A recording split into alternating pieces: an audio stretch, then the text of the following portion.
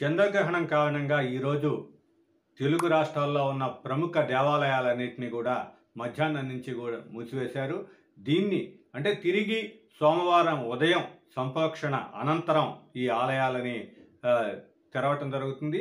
ముఖ్యంగా తిరుమల శ్రీవారి ఆలయాన్ని 6 గంటలకు ముందు, గ్రహణానికి 6 గంటలకు ముందు 3:30 ప్రాంతంలో మూసివేస్తారు. అప్పటి నుంచి అది 6 గంటల ముందు మూసివేయటం అయితే ఆనవాయితీగా వస్తుంది.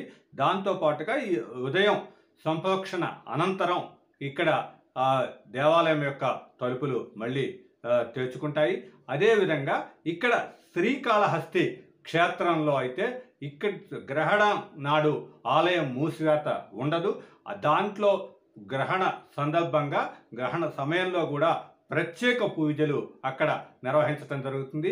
ఇక్కడ ఎందుకంటే దీన్ని రాహుకేతు క్షేత్రంగా పిలుస్తారు కాబట్టి ఆ టైములో గ్రహణం పట్టే టైములో దానికి మహిమ ఎక్కువగా ఉంటుంది. రాహుకేతువులు స్వామివారిని దర్శించుకున్నారు అనే ఒక ఆచారం ఉండటంతో ఇక్కడ శ్రీకాళహస్తిలో మటుకు ఈ గ్రహణ సందర్భంగా ఆలయం మూసివేత మాత్రం కొనసాగదు.